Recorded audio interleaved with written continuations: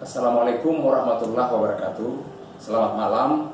Jumpa kembali kita di dalam kegiatan belajar bersama dalam rangka menyatukan kekuatan, membangkitkan kekuatan untuk kita dapat melawan COVID-19 dan mengenyahkannya dari bumi Indonesia. Tapi bukan cuma untuk itu saja.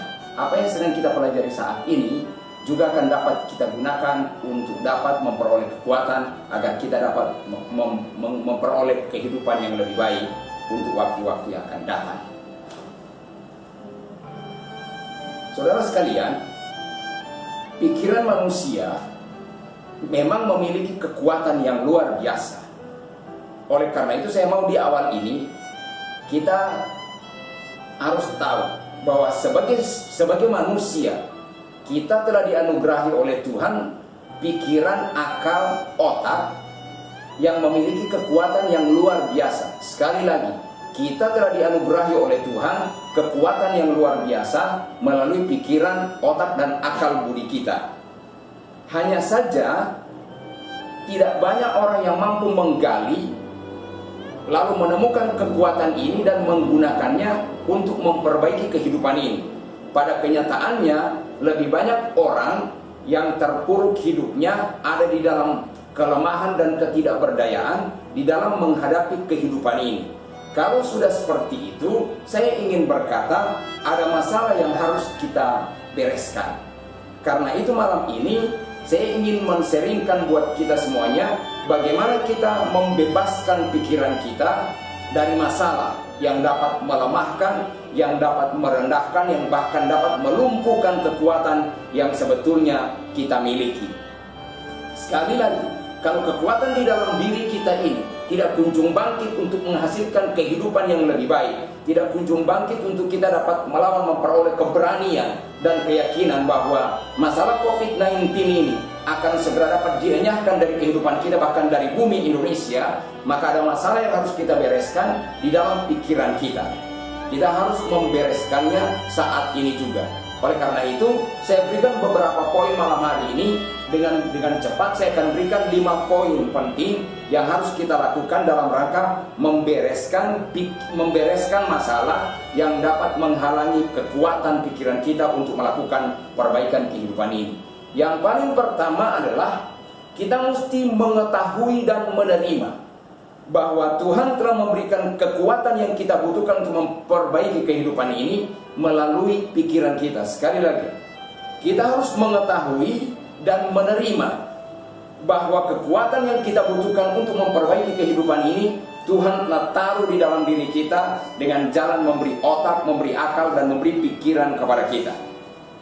Kita harus tahu itu dan kita harus terima itu. Kita harus sadari, kita harus resapi, kita harus hayati sedalam-dalamnya, sehingga kita menjadi orang yang menyadari bahwa di dalam diriku sesungguhnya ada kekuatan. Oleh karena itu saya ingin berkata seperti ini: pencarian dan pengejaran akan kehidupan yang lebih baik, jangan cari keluar dari diri ini. Karena semakin jauh pencarian kita keluar dari diri ini, kita makin tersesat. Karena yang akan kita temukan di luar dari diri ini adalah masalah, masalah, dan masalah. Kenapa? Karena dunia telah menjadi gudang masalah. Di mana-mana orang ngomong masalah, apalagi di masa-masa sekarang ini, masa-masa COVID-19 ini. Orang hanya terus berbicara tentang masalah. Oleh karena itu pencarian harus kita lakukan di dalam diri ini. Mulai dari pikiran kita, bahwa Tuhan telah memberikan kekuatan buat kita melalui pikiran kita untuk dapat memperbaiki kehidupan kita. Itu poin yang pertama. Kita harus tahu lalu menerimanya. Kemudian yang kedua, kita harus bangun kekuatan yang kita miliki dengan jalan menjadikan kekuatan yang kita miliki ini, yang Tuhan berikan ini, menjadi sebuah keyakinan, menjadi sebuah dasar tindakan kita. Bahwa kalau kita tahu kita memiliki kekuatan, maka bertindaklah seperti orang yang memiliki kekuatan. Jangan bertindak seperti orang yang lemah, tak berdaya, hina, dina, penuh cucuran air mata. Jangan bertindak seperti itu. Karena itu adalah kehidupan orang yang tidak menyadari kekuatan di dalam dirinya. tidak menyadari akan anugerah Tuhan yang sangat luar biasa, di mana Tuhan memberikan akal, pikiran, dan otak buat kita. Itu yang kedua. Saya ingin bercerita seperti cerita singkat saja.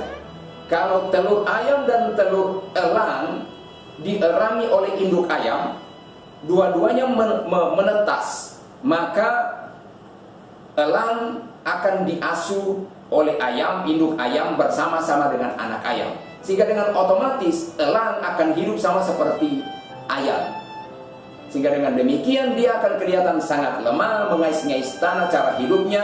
Padahal elang kebanyakan sedang terbang dengan gagah perkasa di angkasa sana, mengatasi bahkan badai, topan, gelombang kayak apapun juga, elang itu akan terbang tinggi dan dengan manis, dengan gagah perkasanya. Nah, kalau elang yang ditetaskan oleh ayam ini tahu, dia sesungguhnya walaupun dia hidup sama seperti ayam, tapi dia sesungguhnya tetap masih elang. Oleh karena itu, begitu dia menyadari bahwa dia tidak sama dengan ayam, dia adalah elang sesungguhnya. Begitu dia melihat bahwa ada elang yang sama dengan jenisnya terbang tinggi di sana, dia mencoba untuk mengepakkan sayapnya, maka dia akan dapat terbang, meninggalkan induknya. Meskipun ayam itu induknya yang telah menetaskannya, tapi dia akan tetap meninggalkannya untuk terbang.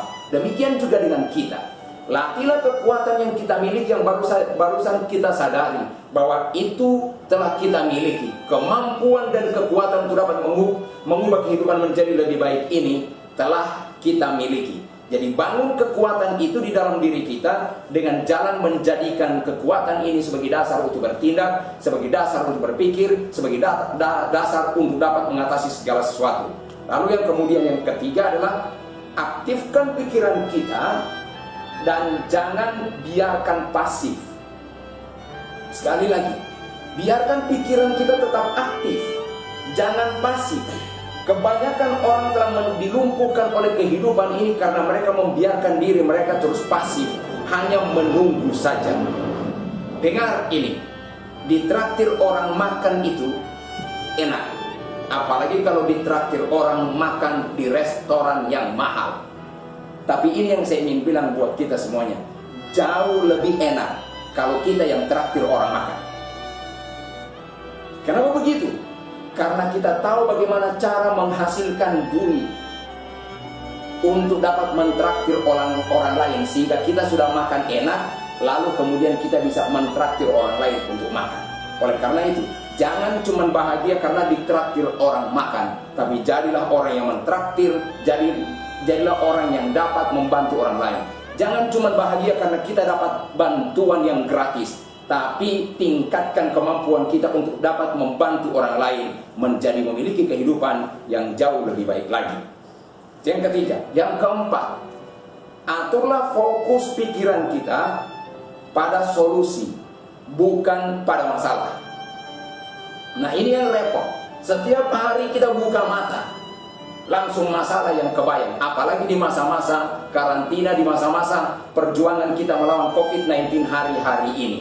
Saya berharap kita mulai bertekad untuk jangan memikirkan masalah, jangan fokus kepada masalah, tapi fokuslah kepada solusi. Putarlah otak kita untuk menemukan solusi. Oleh karena itu, tatkala kita berhadapan dengan masalah demi masalah, segera hijrahkan pikiran kita dari situ. Segera pindahkan pikiran kita dari masalah itu. Jangan fokus ke situ, tapi fokuslah kepada solusi. Kalau kita fokus pada solusi, saya yakin kita akan menemukan solusinya. Begitu kita terus memikirkan solusi apa yang harus kita ambil, apa yang bisa kita lakukan dengan kondisi dan keadaan seperti yang sekarang ini, saya yakin kita akan menemukan solusi yang kita cari-cari. Dan kemudian yang terakhir adalah jagai pikiran-pikiran kita terhadap hal-hal yang baik saja.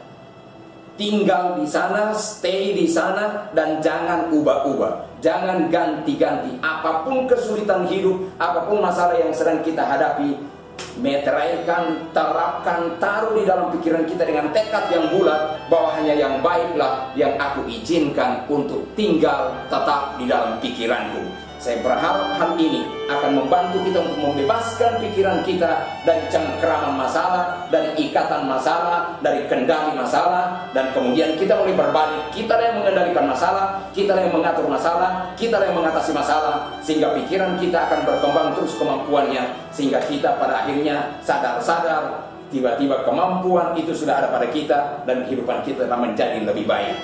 Pikirkan terus hal ini. Kalau saudara ingin memahaminya lebih lagi, hanya cukup mendengarkannya kembali tentang rekaman ini di sosial media, baik di Facebook maupun di YouTube yang kita sudah coba untuk upayakan.